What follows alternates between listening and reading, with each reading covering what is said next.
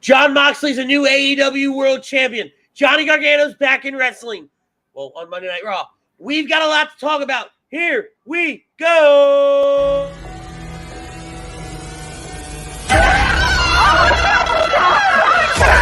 Let's go.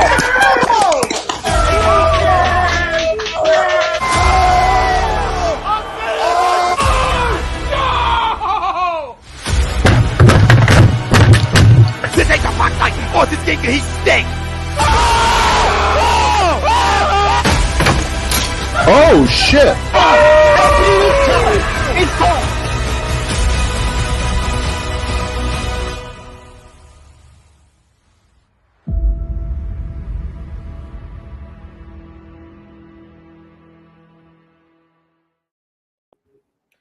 Good evening, ladies and gentlemen, and welcome to another edition of In This Very Ring, right here, live on A2D Radio. I am the best there is, the best there was, and the best there ever will be. I am the Commissioner Ritz, and joining me as always, the mayor of Toasty Town himself, the Better one fucking believe it. called Butters. Butters, how the hell are you, buddy? I am good. I am great. I am fan-fucking-tastic. Alrighty then. Woohoo! We want to thank our sponsor, Alonzi Travels, for sponsoring this episode tonight. Alonzi Travels specializes in creating your vacation of your dreams at Disney, Universal, or wherever your heart calls you. Let their talented team of travel experts create a custom vacation for you without any of the stress. Use the link alonzi-travel.com/take the trip to get in touch with one of their talented travel professionals right now. Ah, oh, Jesus God, Butters. Howdy doodly. What an interesting week. And that's the word I'm going to use today. What an interesting week in pro wrestling. Si, senor. Monday night we had the Gargano return, which we're going to get into a little bit later. Wednesday night we have the Moxley Punk debacle, because that's what it was. It's a fucking debacle. And then last night, Chrome and I had a wonderful interview with Kevin Sullivan. How did that go, by the way? I didn't get to catch all of it. Fantastic. You need to go back and watch it. For like the first 15 minutes, he interviews us. I was about to say, I mean, I caught the beginning a little bit, but I mean, yeah, you need to go back and watch it. It was a really solid interview. He put us over in the beginning tremendously. I loved every second of it. That's good. You know, but all the while, everything that was happening on SmackDown and the bullshit that was happening on Rampage, you know, WWE and AEW are both getting ready for their respective pay-per-views next week. Clash of the Castle and All Out. And Worlds Collide. Worlds Collide on the same night as All Out. Yeah, WWE, you're getting wrecked. What a week. Yeah, but I don't think they were like, they're trying to compete. I think it's. I don't think they were either, but that was. I think they have a business plan, like a business model in play, and this just fits the story that they want to tell and the time frame for doing certain things. That's what I think is happening here. That's honestly what I think is happening here. I feel like they could have pushed it one more week. I don't think you could have. No, I don't think you could have. Because then you want to go up against kickoff football? Is that the same week? Yeah, the following week is NFL kickoff. Oh, fuck. Okay, never mind then. So you really didn't have a choice there. But let's get right into our topic of conversation today, brought to you by our friends at SpecializedPhysicalTherapy.com. Dr. Paul Vidal and his team over there in Cherry Hill in Burlington, New Jersey. He's our doc. Make him yours. Dr. Paul Vidal, Specialized Physical Therapy, LLC. Jon Moxley and CM Punk should have main evented Wednesday night. Agree, disagree. If you disagree, I want to see you in the chat so I can tell you you're stupid. Butters, what do you got? I hope to God the next words out of your mouth are, I disagree.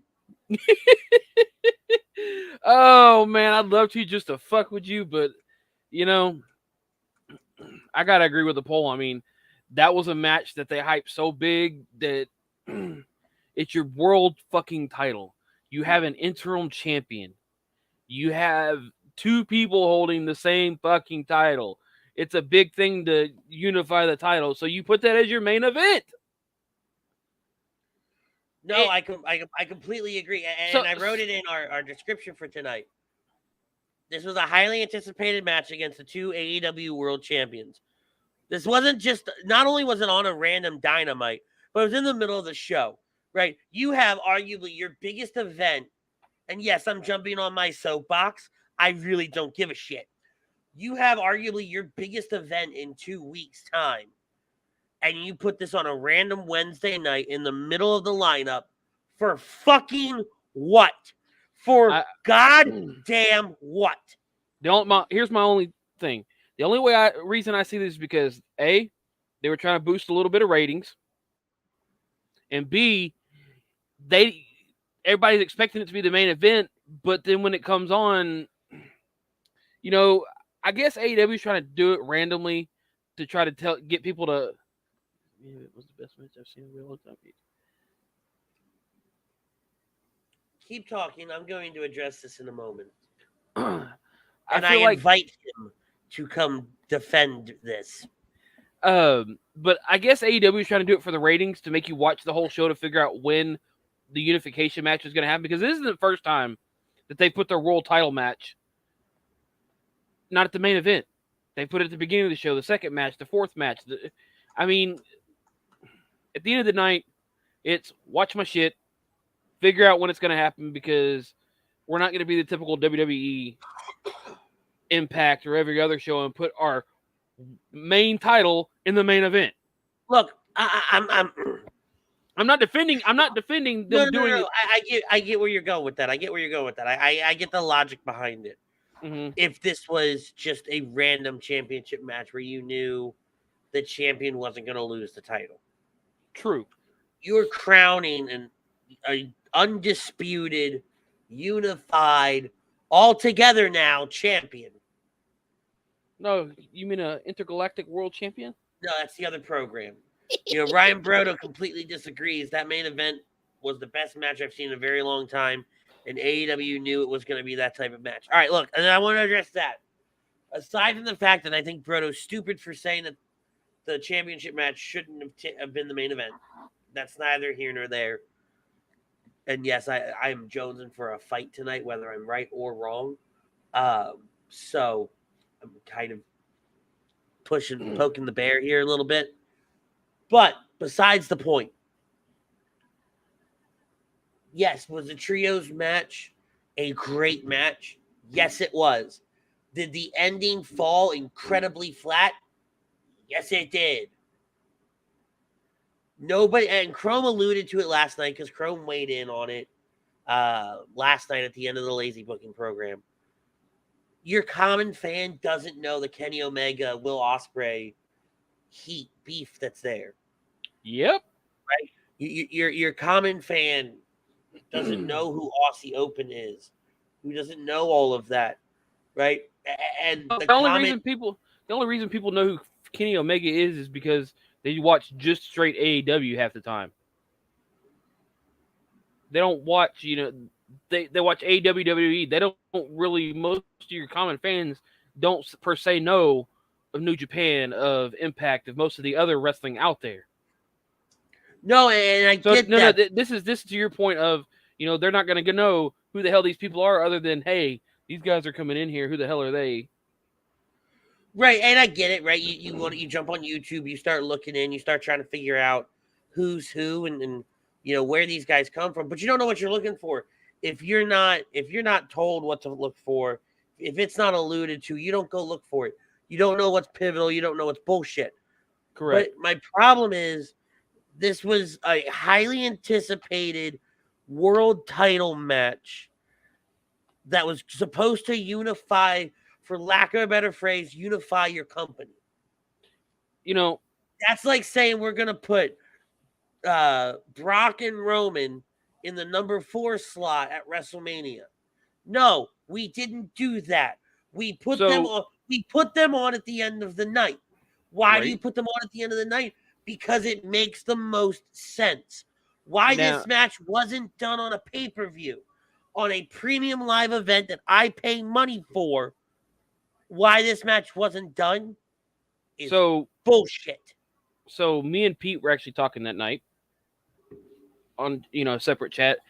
We both had the same kind of feeling that maybe either A, Punk's injury's a little more to it than what it was, and he just did it to get real quick and whatnot, but also it could be punishment from Tony to CM Punk. Before we get down that rabbit hole. No, I'm just saying, there's a couple ideas thrown out there that, Punk is truly injured and it's just, hey, let's get it done with. Or if that's the case, fine.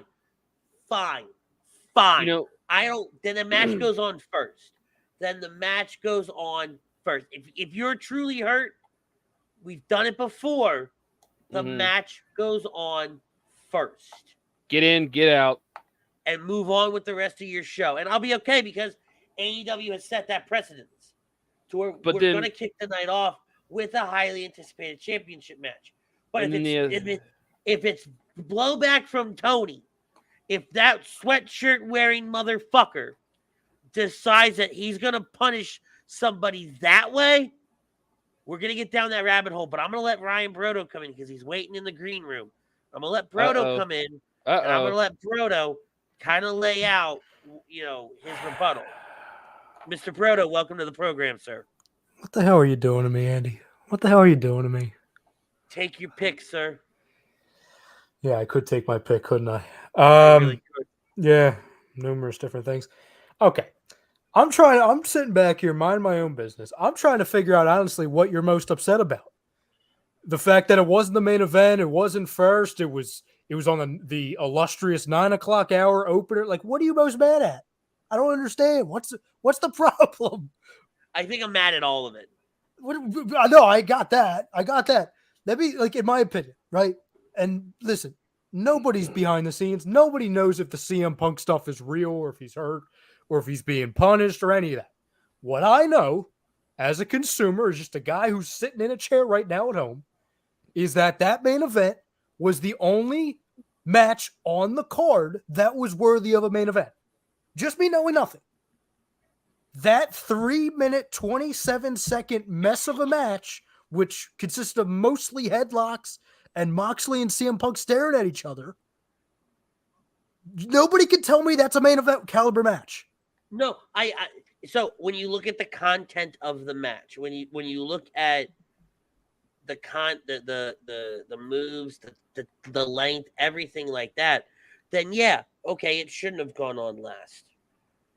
Right? But I would have to think in my heart of hearts, and this is where the pro wrestling business has been great, just stabbing me left and right and pouring salt. Like the blade's not even out yet and they pour salt on the wound, is that if it was in a different spot, the match would have went differently. Now, again, to Butter's point, if CM Punk is still injured, you start the match, you start the show off with that match. Then I understand it, a couple minute match. It's a blow off, it's a squash, we move on, right? But reports come out that Punk's still hurt. To be honest with you, and can one of you guys want to explain this? Because I was trying to figure this out before I popped on. What was the opening match on that card? What was the opener? Because I'll tell you. Keep talking, I'll tell you. To be honest with you, again, me knowing nothing, you know who knew how that whole show was going to go? AEW did. And they knew the entire internet wrestling community would go in and they would say, wow, that main event sucked. They didn't say that. They knew it was going to be a 3-minute, just throw it together and let's move on type of a thing, which is also for everyone, not you two, but or especially you, Andy. Butters is happy today, like he always is, so it's mostly just you. Like, anyone complaining, oh, why is that on the pay-per-view? Would you have been happy to see that same match on the pay-per-view? But then at that point, it makes sense because on they don't pay-per-view. No. Let me explain what I mean there. They don't do shit on the pay-per-views with their titles. They don't throw these little squash matches. I mean, that was Goldberg versus Brock Lesnar Survivor Series. Okay, that's what that was. Match number 1 is Dax Hardwood versus Jay Lethal. Yeah, so you could have had that open. Okay, because like I wanted. Okay, no, that I can understand, but it's very simple in my opinion. It was a throwaway match. They put it on in the 9 o'clock hour Hi, Tom. because if they would have flipped it and they would have had arguably, like, I'm not going to be Dave Meltzer and be like, oh, 5-star, 5-star, 5-star. But it was an unbelievable match to close the show. Yeah, it's only Would 5-star you when it's not WWE. Of course. Would you have rather have had that match close the show on a high note or get buried in the middle of the show and have everybody be talking about, oh my God, we waited 2.5 hours for that? But again, that goes back to my comment though. All right, let's assume for a second that Punk isn't still hurt, because I think out of everything that makes the most sense, and it keeps me from getting on another soapbox about how Tony Khan is a worthless piece of shit. I don't think he's still hurt. I think this is a storyline, and maybe and that's fine too, right? If it's a storyline, I might be able to give you that. Really, we're just trying to keep me away from Tony Khan is a worthless piece of shit. Why do you not like Tony Khan? I don't understand. Don't ask that question if you don't want the soapbox. I love a good soapbox. It's fine. Like I'll get to it in a moment. Okay. I just don't. I think you're. I honestly, I think you're yelling at the wrong thing. To be honest, yell at, like, if you want to be mad at something with that match, yell at it for even being a thing to begin with. Oh, like the whole thing's been a mess, and I understand CM Punk getting injured and being out for almost 2 months was not according to their plan. But like that's why. Go ahead, Butters. Why bring him back this early? I mean, the foot injury, the way they talked, he's supposed to be out longer than that. Mm-hmm. You know, so why bring him back early? Did shit not look right whenever you went to the latest doctor visit and say, oh shit, it's worse than what I thought? Especially if he is still hurt, why did the first thing he do was throw a high kick? Throw a high kick and land on the bad foot? Yeah. Or no. I'm sorry. He kicked him. No. I think if I'm correct, he kicked him with a bad foot, landed on the left foot, and was crying about the left foot. Yeah, whatever foot he was selling that was hurt was the one that he planted. It was not it was the one he put weight on. Yeah, no, he kicked with the right foot. Yes. Landed on the left foot and started crying about the left foot. Yeah, the whole thing's a mess. Like, listen, and honestly, I look at that and I would have thought, oh my God, that main event was so good, it made me forget about that mess that happened an hour before. Like, that's why I'm not mad at it. I'm like, oh, it helped me forget about it. And again, though, I won't disagree that the trios match was great. I won't take anything away from that match. But you put that match anywhere in the card, that match still stands out. Because of how great it was. But I think the internet wrestling community for the 2 hours after every show when it's top trend on Twitter, instead of talking about how great Will Ospreay is, people will still be talking about it, but it would be, oh my God, you finished off a phenomenal show with that.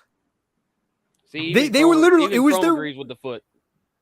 Yeah, no, I hear you. I hear everybody with the foot thing. I just think it was their way of, hey, we know what's coming for whatever reason with this match. It's not going to be whatever's worthy of a Jon Moxley CM Punk match.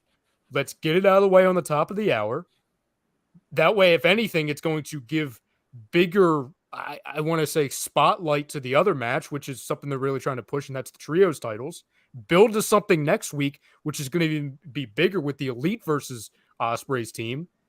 And let's save face a little bit, because in all honesty, a 3-minute squash match with a guy with a bad foot, reportedly, it sucks. It sucks. But all right, so then I guess to my point, and I'll expand on this a little bit. If Punk is still hurt, and you have already named an interim champion, why the fuck did you do the match? Well, not to get off topic. Why do the match? Not to get off topic, but I think this is related. Do you think Kenny Omega's still hurt? See, this is going to sound so bad. I still haven't watched him wrestle since he's been back. I've seen him move a little, and I do think he's either really, really rusty, or he is still nursing that injury a little bit. And maybe I'm just a total idiot, right? But to me, him coming out in a full-fledged compression t-shirt sleeve. That's what makes me think he's still hurt a little bit. But see, And I think these people coming back early from injuries is because Tony's so worried about all these injuries that have happened already that he needs something for his shows. I don't know. Build new people.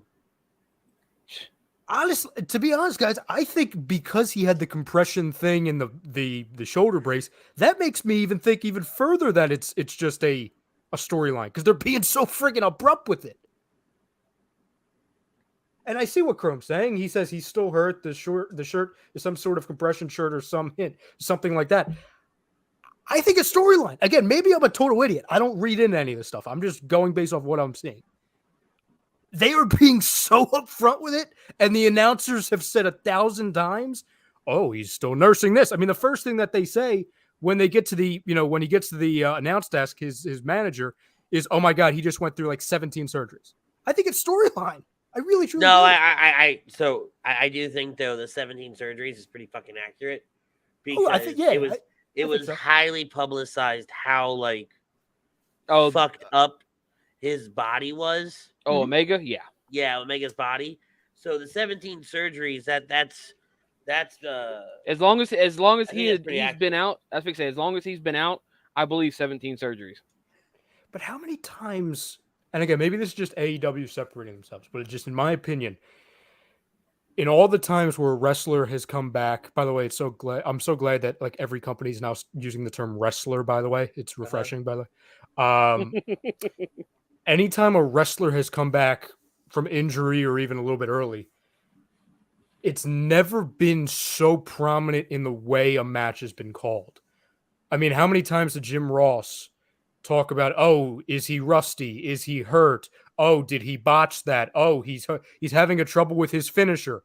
All things that you would think if it was as severe as some people on Twitter make it out to be, they would try to hide that. But that way they can avoid some of the blowback. But this is where AEW fails miserably. They're not subtle about a goddamn thing. Everything they do is right up in your face. Everything they do is blatant, and it's not like there's no sneakiness about it. It's like the kid trying to steal the apple pie off the ledge. Mom goes, "Did you eat the pie?" And kid turns around and goes, "Nope." And there's just apple shit all over his face. I think the only thing they're trying to hide is Tony doing the coke lines in the bathroom. Oh, so you guys really don't like Tony? Okay. No, fuck that guy. Jesus. I'm just saying, okay? No, listen. I don't know Tony, so I don't give a damn. I don't care. It's just pitchforks in your shovels.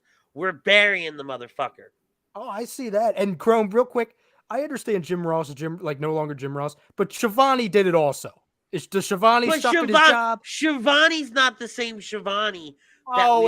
Is everybody on the broadcast? All 70 guys on that broadcast team? Is it suck now? Come on, really guys. Want me to answer that? Come on, guys. I like Jim Ross, but he hasn't been the same. Now, I don't buy that. I will say, Shivani's not the same, but he's not as bad as Jim. So I'll take Shivani. I'm cool with Shivani being on the desk and leading the charge with things. But sometimes it's like, Shivani, shut the fuck up. Oh, I hear you. But it's like, are they all saying things? Are they all revealing secrets? Like, come on, guy. And I'm not saying that's what you guys are saying. But Jim Ross is the only one where... Now, I will say, and I'll take this to my grave, that when Kenny Omega came out, and I think I told you guys this too, when Kenny Omega returned, and the first thing out of Jim Ross's mouth is, the only bad thing about Kenny Omega being back is he brought down Callis with him. That man's got the most punchable face in professional wrestling. Mm-hmm. More so than Vince Russo. Oh, he'll have a couple zingers every once in a while when he figures out where he is. But other than that, what decade it is. Yeah, listen, I'm not Mr. Jim Ross is, Jim Ross from 2002. Like, I hear you. It's just, again, coming from somebody who doesn't read the dirt sheets and all that stuff, just looking at it like a normal consumer on television. In my opinion, I don't think all of the stuff that people go crazy about on Twitter is, oh, this is a conspiracy and it's wrestler malpractice. It's like, no, maybe we got to remember that some of it's wrestling and some of it's storyline, and they like getting a rise out of some fans, like they have been doing with MJF for, I don't know, since MJF has existed. Like, do you really think that they let MJF just go on and say F and all freaking expletive in the world? Or are they thinking, this could be a storyline that we can believe. Oh, Kenny Omega, everybody in the world knows he's hurt. We can stretch this a little bit and turn it into a storyline. Oh, everybody knows CM Punk is, well, CM Punk. So we can stretch this a little bit. I think that's all it is. I don't disagree with you, but I guess my biggest problem just spawns from the fact that a lot of what happens in AEW lately feels like it's Tony Khan fan service. Tony Khan's the biggest fanboy of them all. I will agree with that. I will agree. Like that's all he's trying to do is he's trying to make himself happy, and his shows are so convoluted and don't make any lick of fucking sense that by the time it's all said and done, and yes, Brodo, I'm going to use your own line against you. You look at yourself and go, the fuck did I just sit through? I waited 4 hours for that. It's fair. It's fair. How many, like, and Jax isn't on this program, but Butters, you and I have done AEW shows at the movie theaters, a few times, and we both have walked out going, the fuck did we just watch? Yeah, we've questioned every bit of it too. That's the sad part. I question why not a single title change? Like, certain title changes made sense at that time. I'm not one of those people that want a title change every fucking pay-per-view. Agreed. All I'm saying is I want a title change when it makes sense, not go watch a pay-per-view going, all right, one of these titles should change hands. It should be that one, maybe that one. I don't expect that one to change, and then you just go through. It's like I watched the pay-per-view, or I paid for a pay-per-view for AEW when I got a fucking pay-per-view of NXT.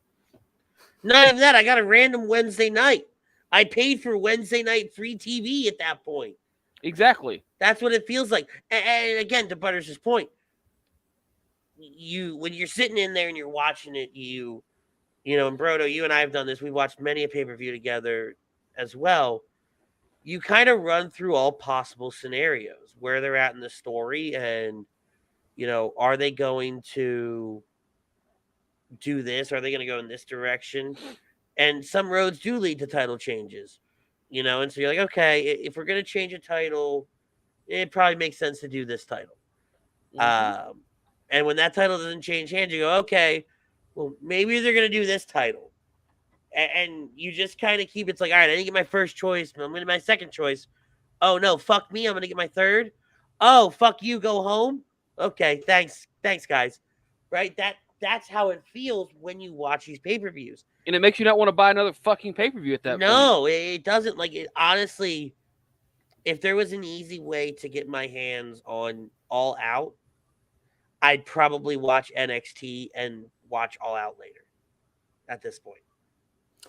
Maybe, and again, everybody views anything differently, period, but let alone wrestling. But I think the reason why I don't want to say sided with the way AEW's been, but have been more open to like, oh, are they doing it for this reason or this reason, is because of how much I fell off the alternative, which is WWE, with the staleness.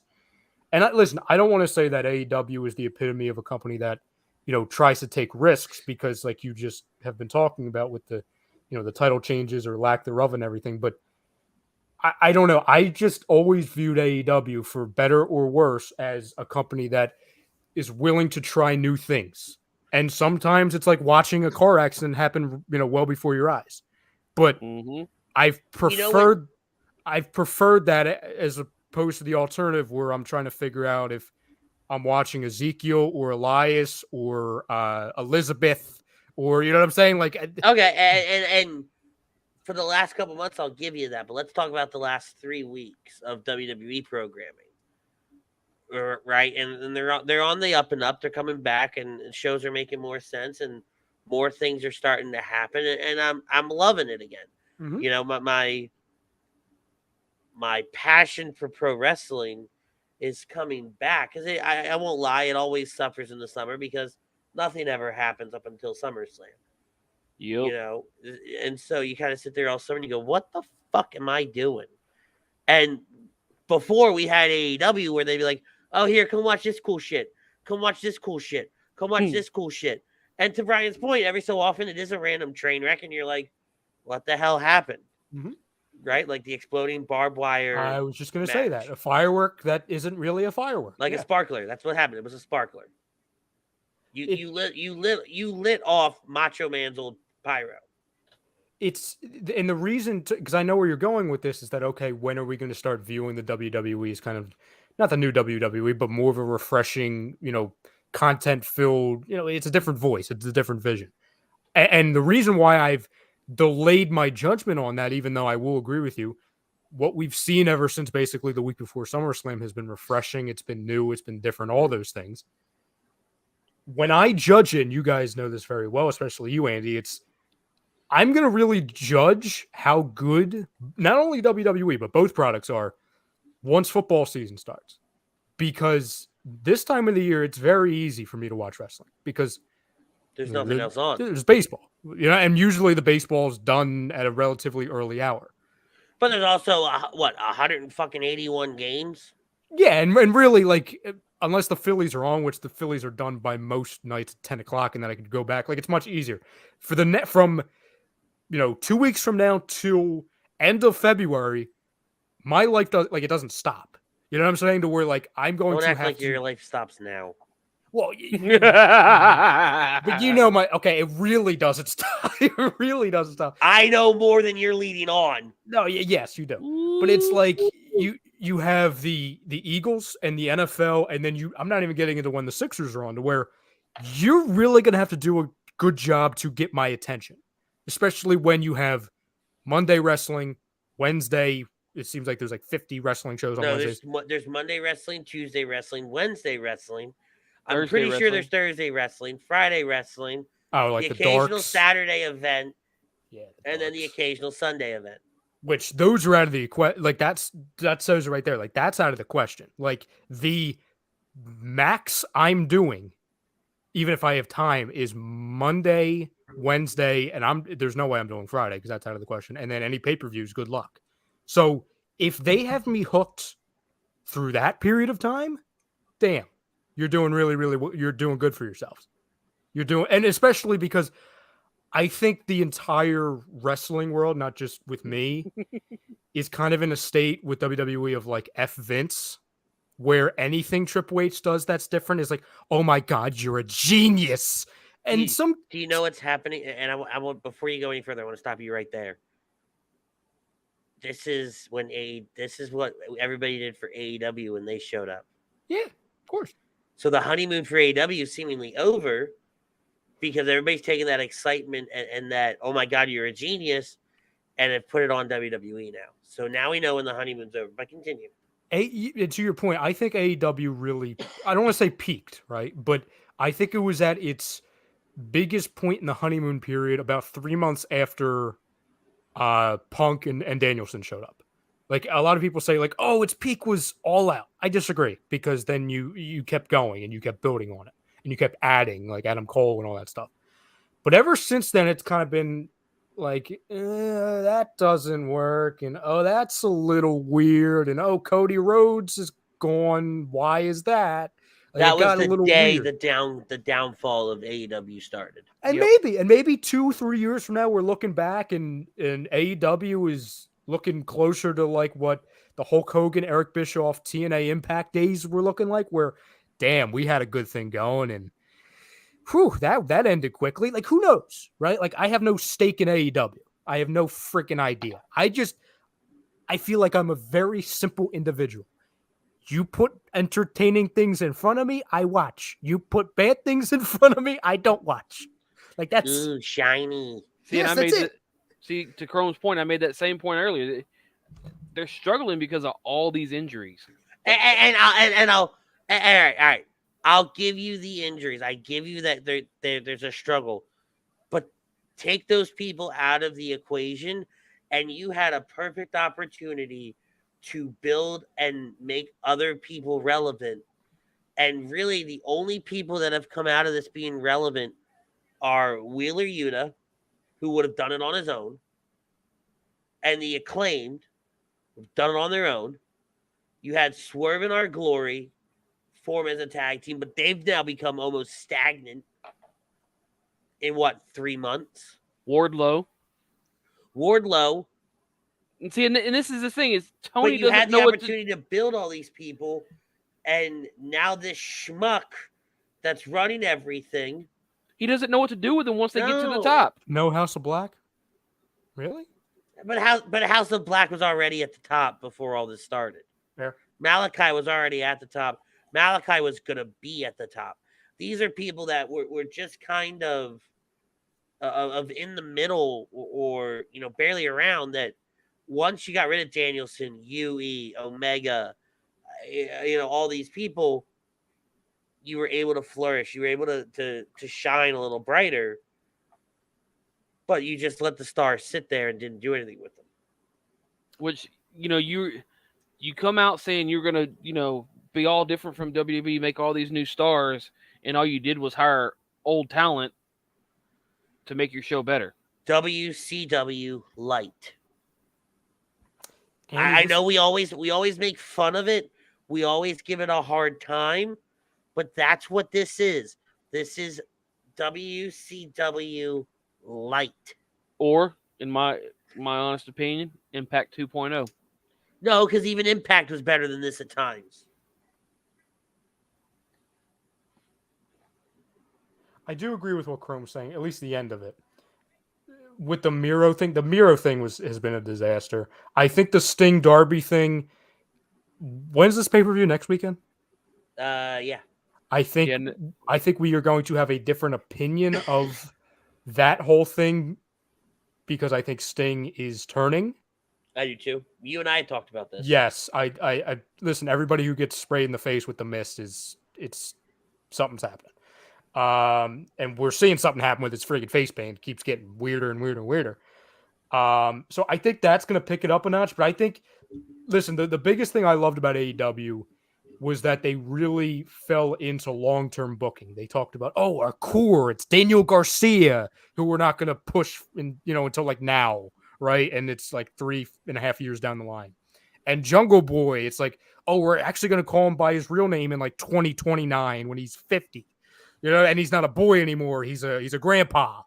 And like all the, and Darby Allin, when, after we get done throwing him off of 17 ladders, then we're going to push him. It's like, I get it. You want to have long-term storylines. That way you don't have every championship match in the book in your first year. But it's like, friggin' get to them, because pretty soon they're going to be the old news. They've been doing the same thing with Sting, Darby, House of Black over and over for months. Sure. It piggybacks off what you're saying, Ryan. It piggybacks off the fact that Darby Allin, who's supposed to be one of the pillars of AEW, like we talk about the pillars of AEW, what are your pillars doing? What have they been featured in? Where, like Sammy Guevara, okay, I get where he's been at Chris Jericho's hip for the last what feels like a year and a half. But longer than that, because he's been with Chris Jericho for most of his career. One of the best workers in the company, and he's just the pretty boy with a wife. That's all his character is. And then you got Darby Allin, who, don't get me wrong, his character is kind of just there, just kind of exists. I feel like Darby Allin's kind of like the Cactus Jack / Mick Foley of AEW. Yeah, just throw him off his stuff. Yeah, but no one talks about Mick Foley anymore. I think the sad Darby thing Allin's going to turn into a flash in the pan. Sure. And, and Crow goes, how many times do I need to see an unrealistic Darby overcoming top talent with the exact same storyline for 2 years? Right? And he makes a good point. We're rinsing and repeating the David and Goliath story all the time with Darby Allin. We're not putting him in any situation, any scenario, any whatever, where this makes sense, where Darby isn't telling the same story he just told. Now, if you tell me that Darby Allin is a one-dimensional character and you can't do anything with him, then shame on you, because he's got great talent. He works really well in the ring, and you turned him into that. I think the saddest part of what I was saying with the quote unquote long-term storyline building is that the best example of them. That's a lie, Andy. That's blasphemy. Nobody think. Yeah, Chrome. I also thought that was a reach. That's why I stayed really quiet when he was saying. I meant to expand on it more, but in my head, in that millisecond, the next words out of my mouth were not gonna make a damn lick of sense. So I just kept rolling with it. I'm just saying. I was just saying that they're trying to make him look like the Mick Foley of AEW. Mick Foley did damn near the same shit, putting his body on the line in WWE. Now Darby's doing it, and honestly, the saddest thing with this long-term storyline thing is that I think that they were successful. Fight me, Chrome. With one kind of long-term storyline, and it's with a guy who I'm not Chrome's level where I think he sucks, but I think he's vastly overrated. The best example of how they did long-term storyline was with Wardlow. Like his evolution of a character to just a guy, and it's like, this is like Brock Lesnar and all that stuff with the same moves, and then he would be a bodyguard and the whole stuff with MJF going to now he's a full-fledged talent and now he has the title. I think they did a really good job with it. The point is, do it with somebody who's better than Wardlow. But why does everything need? Here's the other thing, and we talk about long-term storytelling. We talk about Wardlow. We talk about Hangman Adam Page is even one to bring up as well. Why does everything need to be long-term storytelling? Like, to me, a long-term storytelling, there's something special about it when it's say for one storyline of rotation, or you reference something again, not all the fucking time. Well, I think I actually have the answer to that question. Why is it all long-term storyline and building? It's an overcompensation. It's an overcompensation because for years it's, Vince doesn't know how to long-term storybook. It's week by week. It's day by day. So AEW said, you want long-term? We'll show you long-term. It'll be so long-term where you'll forget, wait, this guy was supposed to be pushed 7 months ago. And now he's on AEW Dark. Petbridge Farm remembers. Yeah, I'll give you one friggin' name, okay? And I will mic drop it until we go to the much easier thing, which is booking pay-per-views that will never happen. That's my favorite exercise, by the way. Yeah, we're not going to get to Gargano tonight. We're not going to do it. We'll talk about Gargano next week. And I'll give you one name that epitomizes how, hey, we're going to pretend we're going to long-term storyline book this guy and then just throw him on Dark and be like, he's really young and all that. Any guesses on who I'm going to bring up? The list is long. Because you would have thought they were going to give him every friggin' title for about a month when they called this guy up. Or when they signed him, whatever the terminology is now. Who, Brian Cage? No, Jesus, I forgot that guy was even a thing. Like I said, it could be any cast of characters. Dante Martin. I agree with that. There was like a month and a half where it's like, Martin versus Jericho, Martin versus Guevara. Oh my God, this is great. Team Taz is going to try and sign him. Jericho's team's going to try and sign him. And you know where he is now? He's managing for Sky Blue. Who? His girlfriend. I know who she is. I'm just making a point. Of course here. You know who she is. Shut the fuck up. I'm making a point here. Oh, I know exactly what your point is. Anyway. Yeah. Let's get away from that real quick. Moving on. So a few weeks ago, we did a draft where it was me, Butters, Ryan, and the charismatic enigma known only as Frank Vespi. And Frank was too good to come on this program tonight and share the pay-per-view card that he made. He should be penalized in the voting process, by the way. Oh, he's disqualified. Fuck him. Yeah, I agree. But we were supposed to do it last week, but you guys were tied up. That's totally understandable. But this week you're available. Next week you're off in some God knows cockamamie golf tournament thing. Close enough. Yeah, fuck it. Close enough. Who cares? It's your business, not mine. But we're gonna go over our match cards right now. So, Mr. Broda, would you like to start with I'm too good to come on in this very ring? Yes, Mr. Vespes, I will. Yes. God, I hope he's still watching, that bastard. Yes, because he will have nothing to do. He has nothing to do but listen and watch. Chrome, if you're still watching, by the way, I would love for you to be a judge of this also. If not, I think Chrome bounced. He said, "Great combo, boys. Have a text great him. night." Tell him to come back. Text him and tell him to come back. Just tell him to Alright. sit there. Just tell him to pretend he's listening. It's fine. I won't know any different. So I'll go into Vespes' chat. And for the record, I told Andy this beforehand. The first time I am seeing this match card is the same time you guys are hearing it. So I will be just as shocked and appalled and excited as you guys are. Oh, here it is. Still here for a couple minutes. I'm getting ready to go get drunk and make. Oh, well then I don't know if I want to hold that up. Well, it's fine. It's Frank's list. It's fine. I'll just blame Frank. Okay, so I'm opening up the PDF file now. You made a PDF file? This freaking guy has a pre-show. What the hell, Fuck Frank? off, Frank. And for anyone who was either not watching a couple weeks ago when we did this or forgot, the structure was an 8-match card pay-per-view with the rosters that we drafted. Well, Frank, you better go back to sleep because I'm about to put you to sleep. I'm about to put you to sleep with my words. You're failing miserably. You're doing it wrong.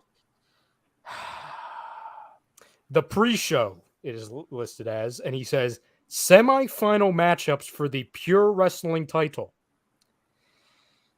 Semi-final match 1. Wheeler Yuta versus Hook. Semi-final match 2. Jonathan Gresham versus Daniel Garcia. And his results on these, he says, pick them. I'm not going to pick them. Fuck you. Now we get to the main card. Fatal 4-way for the tag titles.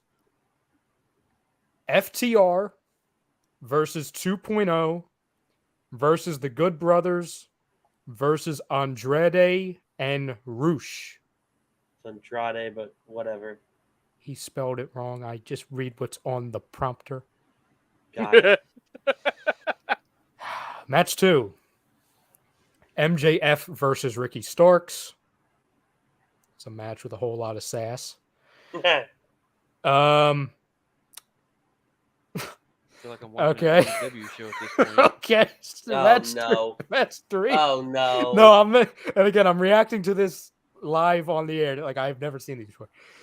He has names for some of these matches. This is the Japanese Dream Match 2, this time in a cage. Oh, God. It's Chris Jericho versus Finn Balor. Oh, God. And he has a little... None of them are Japanese. Okay. Okay. And I feel like that's like a WWE thing since they were both WWE guys. Never. And he says under it, this will be a rematch from a Japanese exclusive show in 2015, now to be seen by a worldwide audience. And it will have a hype package and a cage. That's literally what it says. They don't pay me enough for this. Anyway. This was a mistake. Well, it's good. We went with his first because it can only get better and we can just get it out of the way. The next match, I've lost count at this point. Once again, we have a name for this. It is the quote, and I quote, True Long Island Story Ultimate Influencer Match. With Austin Theory, Matt Cardona, and Sammy Guevara. I don't know why Sammy Guevara is he from Long Island? Is he from Long Island? I think Frank thinks he's an influencer, I think. If Frank thinks this man's an influencer, I quit. Like this has a biography also. Cinematic match. No. That has satire with influencer culture, selfies, vlogs, etc. Will be in the style of a vlog. Will finish in ring like Stadium Stampede 2. Ty Conti will make an appearance, but will have no role in the finish. God kill me. We're only halfway done, by the way. Now we have the good old women's battle royal for the women's title. No, you didn't guess it right. Great Khali doesn't win this match. Becky Lynch versus Chris Statlander versus Anna Jay versus Ty Conti versus Rhea Ripley versus Jade Cargill versus Kiera Hogan versus Red Velvet. How he was able to draft that many women's wrestlers is beyond me. I feel like it's a mistake, but we move on. 3 more. 3-way dance for the United States title. Jake Hager versus Damian Priest versus Hinoshi Tanahashi. And the winner is determined by a flip of the coin. That's not what he said. That's what I said. I'm moving on. I was going to say. Pure Wrestling title finals. Winner of Yuta versus Hook and Grisham versus Garcia. You can make your case of any of these guys to be in the finals. I won't. I'll let the chat. I'm moving on. And finally, the main event. If there's any audience still in the arena. Main event for the World Heavyweight title. Roman Reigns versus Claudio Castagnoli. The winner wins the title and a lifetime supply of mouthwash. That is all. That is Frank's. That is not mine. God in heaven. Oh my God. I am sad that Frank was not on this because I would have loved for him to be serious enough to try to explain. First off, it would have gone on for 2 hours, but it would have been really good to hear him explain it. Would you like mine now? Yeah, sure. But I want to make a point about Frank's. Please do. That way there's a good separation between his and mine. That's what it's like when Tony Khan writes a show. Damn! I'm just saying here. Okay. Still Now a little too much coke for that one. His hair's not a mess. He was just in the back doing a line of coke with Tony Khan. Now to my pay-per-view. Getting away from that, and once again, it is known as What the Bro is Cooking. We invite you to follow us on Tout. Bro is cooking. You have that loaded up. Chrome, he says, what did you guys do? Did you draft a roster and titles and create a pay-per-view? I know what Andy Butters and I did. I don't know what Frank did. I don't have a goddamn clue what Frank did. We did 2 weeks ago, my Chrome, but hey. I didn't put Chrome, you can go watch the show. I didn't put titles to any of this, but yeah. We drafted and made a pay-per-view. Chrome, you can go watch it when you're done with your festive evening on a channel called a2dradio.com. Subscribe, follow, like, share. Turn it on in the background while you're getting drunk. Facebook, no, I don't. Twitter, YouTube, you want to. He also says, whoever drafted Gargano, Cole, Josh Alexander wins. I have Cole.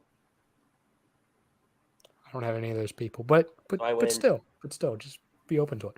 Anyway. I did this card literally 2 seconds after we went off the air, by the way, so I've been sitting on this for a minute. Same. Very good, Butters. I did mine this afternoon. Very good. Just very, very good. See, Butters, we're the adults Actually, in the room. tonight. I was going to do it the night we were going to do it because I knew I'd forget it. I think you did yours while I was reading Frank's. No. My hands were here. You're imagining that you were doing it just to No. get away. I wrote this shit down. I wrote my shit down. Oh, mine was saved on the computer the moment I fucking did it. Fuck that. So, my opening match. By the way, hello, Evan. Fucking Chrome. Chrome, I am not offended one bit by that, especially if that's why I said it, because I knew that comment would come out of his mouth. Oh God, Chrome. It's about as good as my mother. What? Okay. What? So to context all that, because that you can't just say that and not say anything else. No, I don't know where that, especially after Chrome's comment. I don't know what that meant. So Butter's mom will show up in our chat randomly, and this woman says the most outrageous, inappropriate things. And I don't think I've ever been able to put them on the screen. Is it as inappropriate as a Long Island influencer match? Worse. Oh, God. Oh, yeah. It's bad. It's hysterical. Which I saw her Sunday, by the way. She said she needs to come back and do it again. I'm all for it. Okay, so here you go. Hopefully my pay-per-view what you card got is cooking, bro? A, better than what Frank's was, and B, is as good as I think it is. I think anything's gonna be better than his. Yeah, I could just put vacant versus vacant 8 times, and I feel like it would be fine. See, Frank, this is what happens when you don't show up. Yeah, I mean, and you sent me like all of it and notes. Like you asked for this, Frank. Match 1, my opening match, is for the Intercontinental Championship. It is Samoa Joe. Go ahead, put it on the thing. Put it on the thing. Anybody have Butters' mom on a pole match book? Butters, now's your chance to put it in your match card. It's already too late for me. I'm good. My match card's set. I'm done. Okay, keep going. It's the Intercontinental opening title match with Samoa Joe against Pac, and my winner is Samoa Joe. Just a very good 25-minute opening match that's going to kick off the night in a very good way. Now it gets crazy. It is Karrion Kross accompanied by Scarlett. God damn it, Chrome. You're ruining it, Chrome. I'll go settle for the custody of Butters match. Keep talking. I got things to do. Keep talking. Chrome, say nothing else until I'm done reading. It's Karrion Kross with Scarlett in a no-holds-barred match against Bray Wyatt. Okay. I like you. Match 3, we have the World Tag Team title match featuring the Lucha Bros versus Ricochet and Pete Dunne. Not Butch, Pete Dunne. And I have the Lucha Bros winning that match and becoming tag champions. Okay. Match 4. It is Bryan Danielson in a 3 stages of hell match versus the House of Black. Okay. Not what that match means, but okay. It's what my match means. That's fine. Carry on.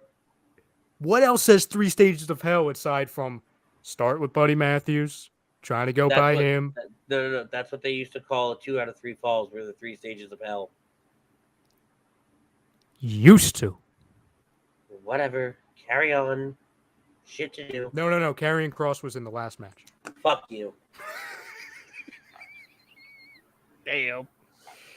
And I have Bryan Danielson winning that match because, of course, you do. You can't have a guy not win a gauntlet match.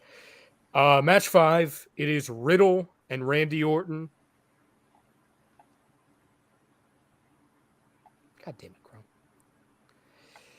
It's Riddle and Randy Orton versus Darby Allin and Sting. Match 6 is for the women's title. It's Io Shirai versus Alexa Bliss versus Toni Storm versus Julia Hart. Toni Storm wins that match. Then the last 2 matches, which I'm very proud of.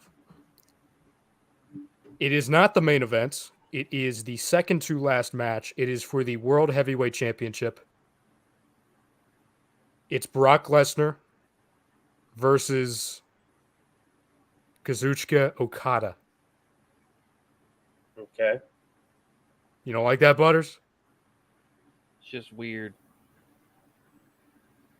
Sounds like an underdog story match. For who? Underdog for who? Okada. And that's exactly why he wins. He will be the champion. Damn it. So you're probably thinking, well, Ryan, Andy just got done for like 45 minutes at the beginning saying, how dare you not put the world title match in the main event? How could you do that, Tony Khan? How could you do that? So, of course, I do it in my fantasy pay-per-view. But it's something that I think would truly be deserving of being a main event, even over something with a title. I'll give you that. And you're probably thinking, what would be deserving of that time slot in a pay-per-view? It's John Cena returning for a match that I can only think could be summed up as this generation's Rock Hogan. He's searched the globe. He's won all the championships. Let's just call it the battle of the franchises. It is John Cena going up against Kenny Omega in a win or go home match. Two sides of the industry, one winner, and the loser has to go home forever. And you guessed it, Kenny Omega will be the one to retire John Cena. Not half bad on that. I like that. And that's my card. Butters? All right, boys and girls. We'll talk about the Margarine Wrestling Society. Very first pay-per-view, Country Crockett.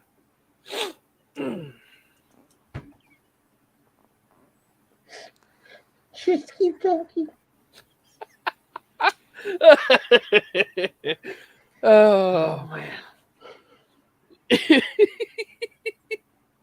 Our very first match on the Country Crockett pay-per-view, Liv Morgan versus Kylan King. With Kylan King, of course, coming out with a big WW. Next is the Margarine Wrestling Society Tag Team Championship Fatal 4-Way Elimination match. The Usos versus Swerve in Our Glory versus the Briscoes versus the Creed Brothers. With the Briscoes coming out as your new Margarine Wrestling Society Tag Team Champions.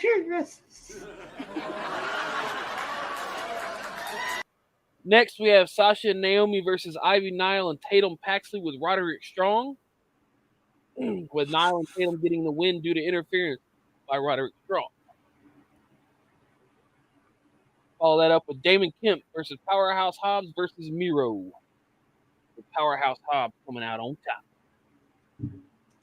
Next is the big dream match of the night, middle of the card. Charlotte Flair versus Tessa Blanchard. With Tessa Blanchard coming out as the winner. Of course. Did anybody see that going any other way, Andy? Oh, going any other way? No, I didn't. Absolutely. Next, in a ladder match for the Land O'Lakes Championship. Oh, Jesus.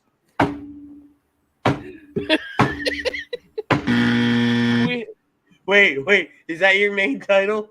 No, that's not my main title. No. Don't say anything. Don't say anything. I have one in my head, and I swear to God, if you don't use it, I'm gonna kill you. I know exactly what it's gonna be. I know exactly what it's gonna be. God, it is. We have Will Ospreay versus Jay White versus Ciampa. With Land O'Lakes title really getting some spotlight. with some Jay White hitters. With Jay White coming out as the winner. Next, it's the I Can't Believe It's Not Margarine Women's Championship.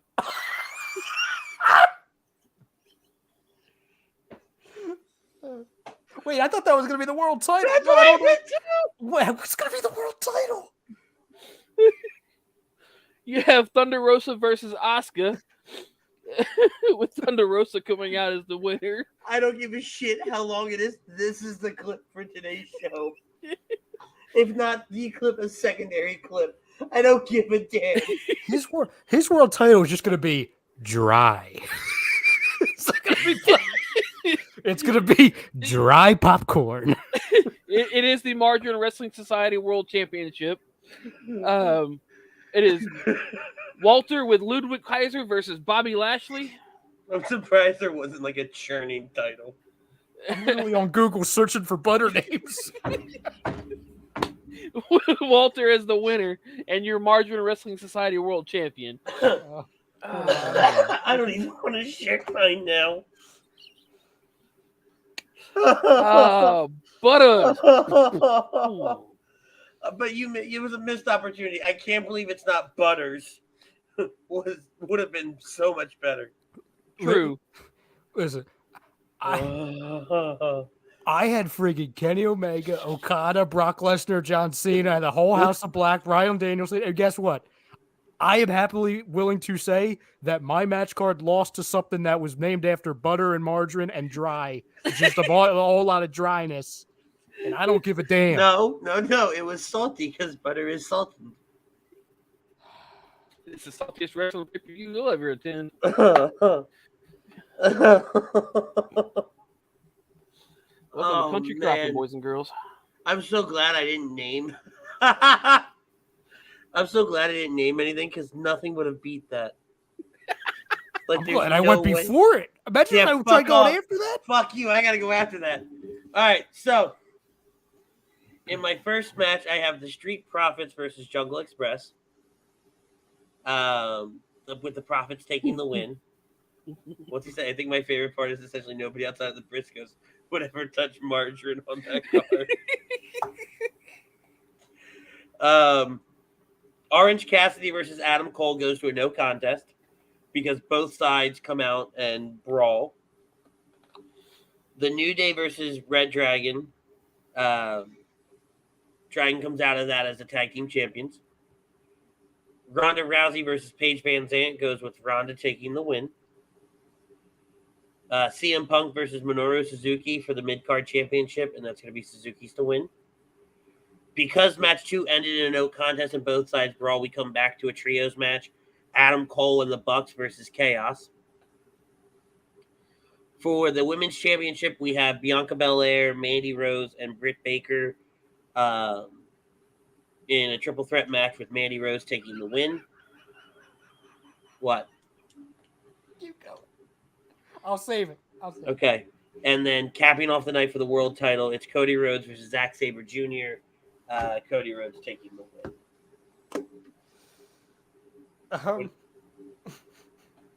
I have a recommendation for maybe your world championship name. Yeah, sure. I'm going to just send you the picture, Andy, so you can put it on screen, like via your phone. You don't have to put it in the back end. There is a brand of butter. Oh, no. Simply called You Butter Believe It. Oh, my God. That's fantastic. You Butter Believe It World Championship. There we go. You could do a brand deal with just your freaking titles. Could it be butter? Move over butter. I think it tastes like butter. These are all brands. Ryan, you have a problem. I have a problem. I mean, I do, but not with the butter. All right. I think Butters wins. I can't. So Punk hurting his foot, his off kick. Yes. And then Chrome goes, I'd buy that title belt. I would too. You better believe it. The Crocker Cup. Yes. Yes. Oh my God, I have an idea for a show. Chrome, when you put up the comment, I'd buy that title belt. I was about to make a very I was gonna make a joke and a reference with maybe an activity that you're going to do this evening with that belt, but we'll leave it alone. Listen, it happened in the wrestling community. Stop it. I didn't say it. I did. Fuck the Crockett Cup, Crocker. Yeah, we're gonna do this. We're gonna have the Crocker Cup. Uh-oh. Yeah, all those belts that you used to have for the show, Andy. Now you're gonna have. Oh my God, we're gonna. Oh, I cannot wait for this. Can it just be a big stick of butter? No. Can it just be a square? But all right, guys. There he is. There he is, Crow. Yeah, I'm not putting that one up. Nope. But all right, we're gonna get out of here for the night. Ryan, thank you for jumping on and doing this with us. Thanks for pissing me off thank at you. the beginning. Thank you for Absolutely, angering me. that's what I'm here for. I'm really glad that we capped the night off with that because that put me in such a better mood. And Mostly ripping because apart of Butters. Frank's and ripping apart Frank's. Always. Anytime we get to give Frank a hard time, I'm in for. So, all right, guys, we're gonna get out of here. We want to thank Alan Z Travel, specializing in creating the vacation of your dreams at Disney, Universal, or wherever your heart calls you. Let their talented team of travel experts, including yours truly, create a custom vacation for you without any of the stress. Use the link alonz-travel.com/take the trip to get in touch with one of their talented travel advisors. For Ryan Brodo, Butters, I'm Rich. We'll see you next week for Clash of the Champions recap, all-out preview, Worlds Collide preview. We got a big one next week. We'll see y'all in a week. Enjoy Clash at the Castle. Peace, love, and joy. We out.